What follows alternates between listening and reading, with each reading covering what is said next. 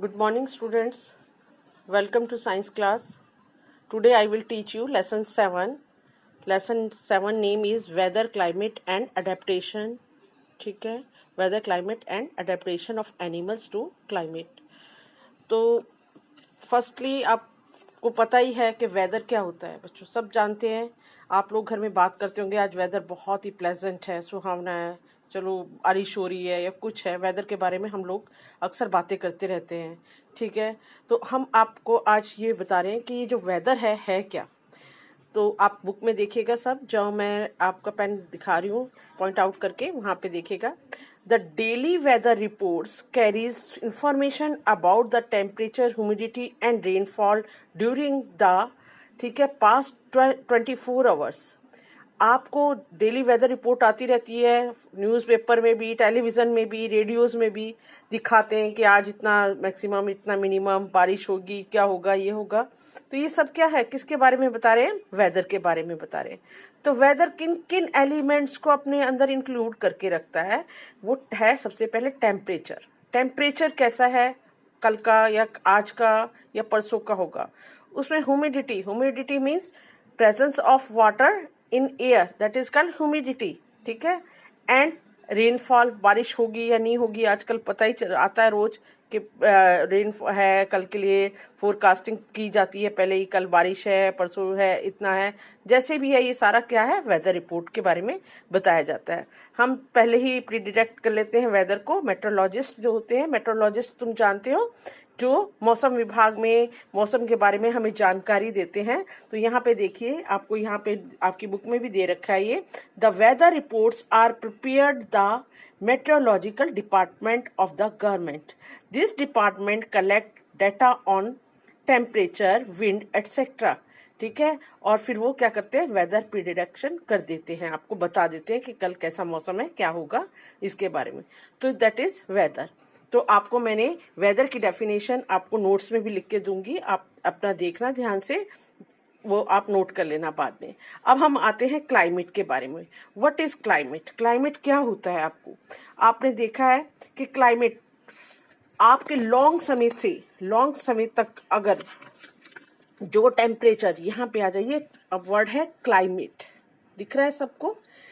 तो क्या है, the average weather pattern taken over a long time as 25 years is called climate of the place. Average temperature 25 साल या long समय तक का जो एवरेज टेम्परेचर किसी भी जगह का कैसा है, ठीक है। ज्यादातर किसी जगह का गर्म है, ज्यादातर किसी जगह का ठंडा है, ठीक है। तो वो उसकी क्या बन जाती है, क्लाइमेट। क्या कहलाती है वो उसकी? क्लाइमेट। ओके। जैसे आप हिमाचल में देखिए, ज्यादातर उसका एवरेज टेम्परेचर कम होता है, ठीक है। वहाँ की तापमान जो है, ये जो मैदानी इलाके, इनसे कम होता है।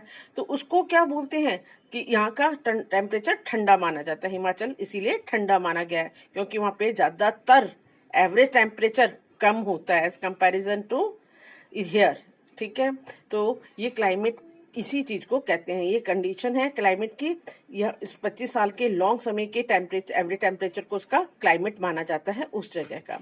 अब आपकी बुक में ना दो है, श्रीनगर और जम्मू, इसके क्लाइमेट का कंपैरिजन किया वो केरला के, ठीक है, त्रिवेंद्रमपुरम का है यहाँ लिखा हुआ।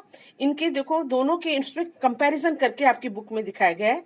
जनवरी के महीने में मिनिमम टेम्परेचर जो है जम्मू और कश्मीर का -2.3 है, और यहाँ पे देखिए जनवरी के महीने में केरला का, जनवरी के महीने में मिनिमम टेम्परेचर 22.2 है। तो कितना बड़ा अंतर है, देखो, -2.3 और 22.2, ठीक है, कितना बड़ा अंतर है मिनिमम और मैक्सिमम इसमें। अब देखिए इसका मैक्सिमम भी देख लिए 4.7, इधर मैक्सिमम 31.5।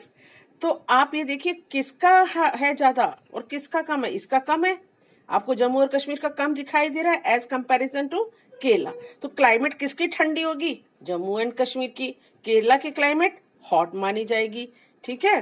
तो ऐसे कंपैरिजन करके भी आपको क्लाइमेट का डिफरेंस बताया गया है कि कैसे क्लाइमेट का हम करते हैं, कि उसके टेम्परेचर के ऊपर डिपेंड होता है क्लाइमेट की कंडीशंस, ठीक है, कहाँ पे गर्म है और कहाँ पे ठंडा है। अब हम आते हैं, तीसरा हमारा टॉपिक है क्लाइमेट एंड अडेप्टेशन। क्लाइमेट के साथ कोई भी जो हमारे एनिमल्स है वो कैसे अडेप्टेशन करते हैं। अडेप्टेशन मीन्स होता क्या है बच्चों, what do you mean by adaptation. देखो, animals are adapted to survive in the condition in which they live.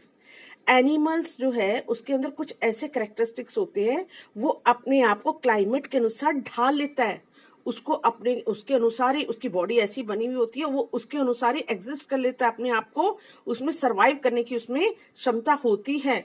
जैसे कि अब आपको एग्जांपल देती हूँ, पोलर बियर।